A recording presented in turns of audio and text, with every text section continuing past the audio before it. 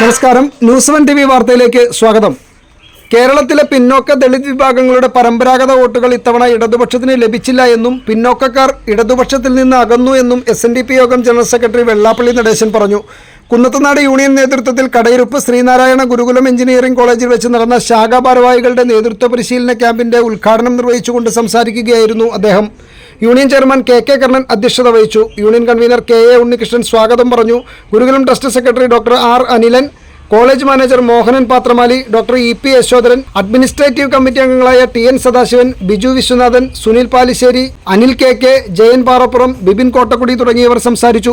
തുടർന്ന് SNDP യോഗത്തിന്റെ ആനുകാലിക പ്രസക്തി എന്ന വിഷയത്തിൽ യോഗം കൗൺസിലർ PT മന്മഥൻ, കുമാരനാശൻ കൃതികളിലെ ഗുരുസ്വരൂപം എന്ന വിഷയത്തിൽ PG Sundarlal, psychotherapist Santhosh Babu എന്നിവരുടെ നേതൃത്വത്തിൽ മോട്ടിവേഷൻ ക്ലാസുകളും നടന്നു. ഒരു ജനകീയ ഭരണം ഉണ്ടാകാനുള്ള അന്തരീക്ഷം സൃഷ്ടിക്കണ്ടേ? എന്നെ സംബന്ധിച്ചിടത്തോളം നിങ്ങളുടെ എല്ലാ രാഷ്ട്രീയ വിശ്വാസങ്ങളെല്ലാം അതുപോലെ നിലനിർത്തിക്കൊണ്ട് നമ്മുടെ സംഘടനാപരമായ കാര്യങ്ങളിൽ സമുദായത്തിൻ്റെ കാര്യങ്ങൾ വരുമ്പോൾ നമ്മൾ ഒന്നായി നിൽക്കണ്ടേ? ഒന്നായാലും നന്നാവും. നന്നാകണമെങ്കിൽ നമ്മൾ ഒന്നാകണം.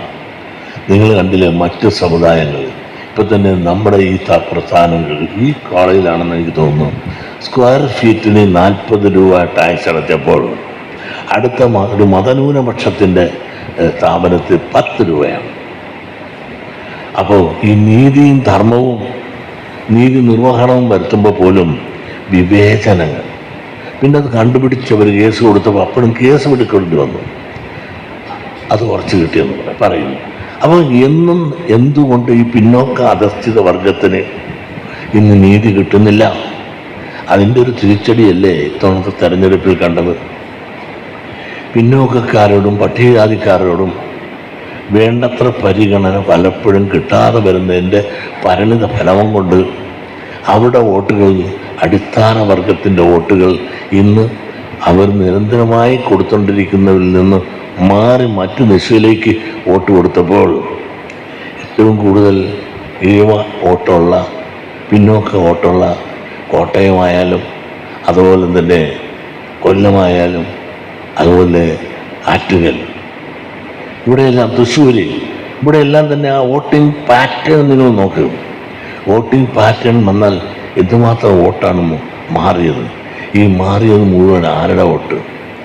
ഇന്നലെ വരെ പിന്നോക്കക്കാരുടെയും പട്ടികജാതിക്കാരുടെയും വോട്ട് ഇടതുപക്ഷത്തിന് കിട്ടിയെങ്കിൽ ഇന്ന് അവർക്കത് കിട്ടാതെ പോയി. കിട്ടാതെ പോയി എങ്കിൽ കാരണം ഒന്നേ ഉള്ളൂ, ഇന്ന് നമുക്ക് കിറ്റും പെൻഷൻ മാത്രം പോരാ, അധികാരത്തിലുള്ള പങ്കാളിത്തം തരണ്ടേ, വിദ്യാഭ്യാസ നീതി ലഭിക്കണ്ടേ, രാഷ്ട്രീയ നീതി ലഭിക്കണ്ടേ? നിങ്ങളൊന്ന് ആലോചിച്ച് നോക്കൂ. സാമ്പത്തിക നീതി ലഭിക്കണ്ടേ? ഇതെല്ലാം പങ്കിടുമ്പോൾ ഈ കേരളത്തിലെ ഏറ്റവും പ്രബല സമുദായമായ ഈഴവ സമുദായത്തിന് കാലാകാലങ്ങളിൽ വരുന്ന ഗവൺമെൻറ്റുകളിൽ നിന്ന് എന്ത് കിട്ടി? പ്രത്യേകിച്ചും നമ്മുടെ എല്ലാം പ്രതീക്ഷയും ആശയും എല്ലാം ഇടതുപക്ഷ പ്രസ്ഥാനത്തോട് അടുത്ത് നിൽക്കുന്ന ഒരു ചിന്താഗതിയാണ് നമുക്കുള്ളത്. പക്ഷേ ഇടതുപക്ഷത്തിൻ്റെ ഈ പ്രാവശ്യത്തെ ഒരു ചിന്ത ന്യൂനപക്ഷങ്ങളെ, പ്രത്യേകിച്ചും മുസ്ലിം സമുദായത്തെ പ്രീണിപ്പിക്കുവാൻ ഒരുപാട് ശ്രമിച്ചു. അവർ ചോദിക്കുന്നതെല്ലാം കൊടുക്കുന്നു. നമുക്ക് ചോദിക്കുന്നതും തരത്തില്ല, മറ്റൊന്നും തരത്തില്ല. ഇതെല്ലാം കോഴിക്കോട് നിന്നോ മലപ്പുറത്ത് നിന്നോ ഒരു വണ്ടി കയറി ട്രിവാൻഡ്രത്ത് ചെന്നാൽ അടുത്ത വൈകുന്നേരത്തെ വണ്ടിയിൽ കാര്യം സാധിച്ച് അവർ പോകുമ്പോൾ നമുക്ക് നീതി കിട്ടുന്നില്ല.